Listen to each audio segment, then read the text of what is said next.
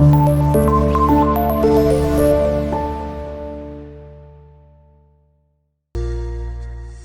वालेकुम स्टूडेंट्स, कैसे हैं आप सब? ठीक हैं, खैरियत से हैं? उम्मीद करता हूं कि आप बिल्कुल ठीक ठाक होंगे। स्टूडेंट, आज का ये जो लेक्चर है इसमें हमने एक और थ्योरी देखनी है एसिड और बेस के हवाले से, जिसको हम ब्रॉन्स्टेड-लोरी कॉन्सेप्ट का नाम देते हैं, और डिस्कस करना है कि ये है क्या, एसिड बेस को कैसे डिफाइन करेंगे, और कुछ एग्जांपल्स भी हम लेंगे। तो जी स्टूडेंट, स्टार्ट करते हैं। जैसे मैंने आपसे कहा कि हमने ब्रॉन्स्टेड-लोरी कॉन्सेप्ट की बात करनी है, तो ये ब्रॉन्स्टेड और लोरी बेसिकली कौन से साइंटिस्ट हैं ये हमें पहले देखना पड़ेगा। तो ब्रॉन्स्टेड-लोरी कॉन्सेप्ट की बात करें, ब्रॉन्स्टेड-लोरी कॉन्सेप्ट। अब देखिएगा कि ये जो दो मैंने नेम्स मेंशन किए हैं, ये एक ही साइंटिस्ट के नेम नहीं, ये दो डिफरेंट साइंटिस्ट के नेम है। ठीक है, ब्रॉन्स्टेड एंड लोरी। ठीक है, ये ईयर बनता है 1923।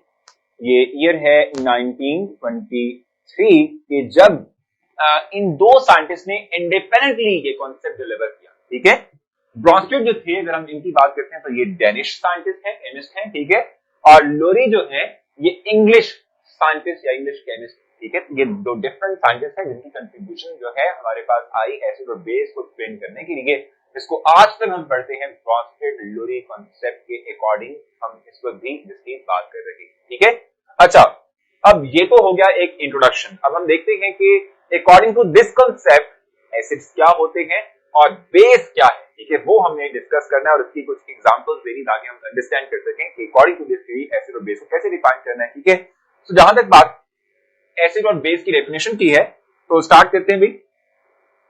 एसिड की बात कर लेते हैं। हम कहते हैं कि एसिड्स क्या है। हम कहते हैं भाई acids are those species, those compound which can donate proton. ठीक है, जो क्या कर सकते होंगे, प्रोटॉन डोनेट कर सकते होंगे। इस तरह की स्पीशीज को हम कहते हैं एसिड। ठीक है, लिख लेते हैं यहां पे,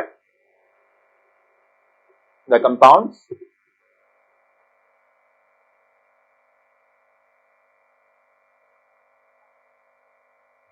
which can donate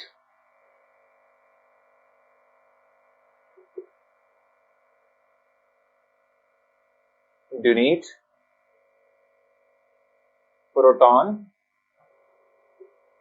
are called acid.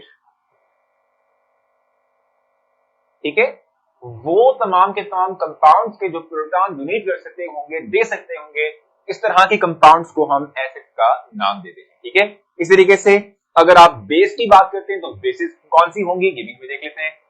Base की बात कर लेते हैं।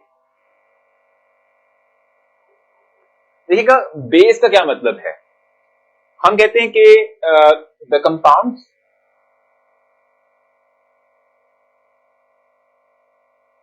which can accept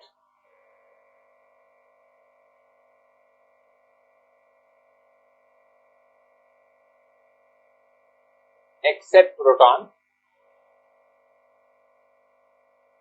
are called base.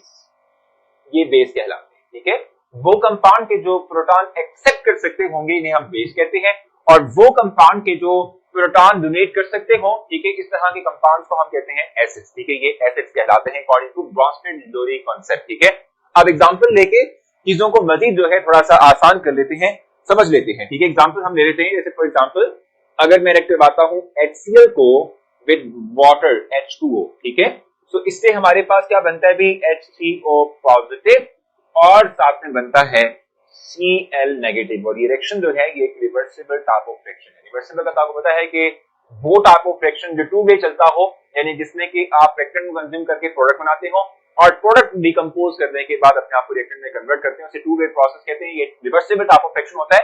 तो ये रिएक्शन भी जो है रिवर्सिबल प्रोसेस है, जिसमें कि हाइड्रोक्लोरिक एसिड जो है वो प्रोटॉन रिलीज कर रहा है, प्रोटॉन दे रहा है, प्रोटॉन डोनेट कर रहा है। ठीक है, तो ये एज अ एसिड बिहेव करेगा। और वाटर जो है इस रिएक्शन के अंदर चूंकि प्रोटॉन को एक्सेप्ट कर रहा है, प्रोटॉन ले रहा है, ठीक है, तो वाटर जो है वो एज अ बेस बिहेव करेगा इस पूरे रिएक्शन के अंदर। तो ये एज अ बेस बिहेव करेगा। ठीक है, सो एसिड HCl और H2O हमारे पास क्या है, बिहेव एज अ बेस। ठीक है, जो कि प्रोटॉन को एक्सेप्ट कर रहा है। ठीक है, इस तरीके से अगर मैं HCl को रिएक्ट करवाता हूं विद अमोनिया NH3, ठीक है। सो इस वजह से क्या होगा, इससे क्या होगा कि हम गेट करेंगे NH4 पॉजिटिव और Cl नेगेटिव, ठीक है। अब अगर आप इस सेक्शन पे गौर करें तो इस सेक्शन में आप देखेंगे कि यहाँ भी HCl जो है दैट इज डोनेटिंग प्रोटॉन, ये प्रोटॉन रिलीज कर रहा है, डोनेट कर रहा है, दे रहा है, ठीक है, अमोनिया को। तो ये एज अ एसिड बिहेव करेगा, ठीक है। और जो दूसरी स्पीशी हमारे पास है, जो दूसरी रिएक्टिंग स्पीशी है जो कि अमोनिया है, वो प्रोटॉन को एक्सेप्ट कर रही है, प्रोटॉन दे रही है, ठीक है। तो एक्सेप्टेड जो है वो बेस कहलाता है, ठीक है। तो हमारे पास एसिड आ गया और बेस हमारे पास आ गया। तो होपफुली आपने ये तमाम पॉइंट्स डिस्कस तो मैंने किए समझ लिए होंगे, ठीक है। हमने सबसे पहले तो देखा कि ब्रॉन्स्टेड लोरी क्या है। ब्रॉन्स्टेड भी साइंटिस्ट हैं, केमिस्ट हैं, और लोरी इंडिपेंडेंट एक केमिस्ट है, ये डेनिश है तो ये इंग्लिश है, ठीक है। और इन्होंने 1923 में ये कॉन्सेप्ट डिलीवर किया जिसके अकॉर्डिंग एसिड वो के जो प्रोटॉन रिलीज करेगा देगा। प्रोटॉन का मतलब सिंपली तौर पे अभी देख लें, ठीक है। हम हाइड्रोजन की बात करते हैं, हाइड्रोजन का एटॉमिक नंबर 1 है। एटॉमिक नंबर 1 का मतलब ये होता है कि it will carry 1 electron and 1 proton, ठीक है। इसके पास न्यूट्रॉन नहीं होता है, इसका एटॉमिक मास जो है वो 1 होता है, ठीक हो गया। अब अगर जो इसके ऊपर मैं पॉजिटिव साइन लगाता हूं, इसका मतलब क्या होता है कि ये एक इलेक्ट्रॉन जिसके पास था वो डोनेट कर चुका है। अब सिर्फ और सिर्फ इस हाइड्रोजन के अंदर न्यूट्रॉन प्रोटॉन बच चुका है, न्यूट्रॉन इसके पास था नहीं, ठीक है, इसलिए हम इसको प्रोटॉन कहते हैं, ठीक है। तो जो स्पीशीज इसको डोनेट करती हैं वो एसिड है, और जो स्पीशीज वो इस H पॉजिटिव आयन को एक्सेप्ट कर लेती हैं, ठीक है, ड्यूरिंग द रिएक्शन, ठीक है, वो एज अ बेस बिहेव करती हैं। एग्जांपल मैं ले चुका हूं HCl का रिएक्शन विद वाटर या HCl का रिएक्शन विद अमोनिया, जिससे कि हमने अमोनियम आयन डेवलप किया और क्लोराइड आयन जो है वो डेवलप हुआ, ठीक है। ये हमारे पास रिएक्शन जिसमें हमने एसिड और बेस को आइडेंटिफाई किया। तो होपफुली ये पॉइंट डिस्कस किए जो आपको समझ आ चुके होंगे। स्टिल पॉइंट अगर आपको लगता है कि प्रॉब्लम कर रहा है, आप मुझसे पूछ लें, आपको गाइड कर दूंगा। ख्याल रखें, नेक्स्ट सेशन मुलाकात होती है, तब तक के लिए अल्लाह हाफ़िज़।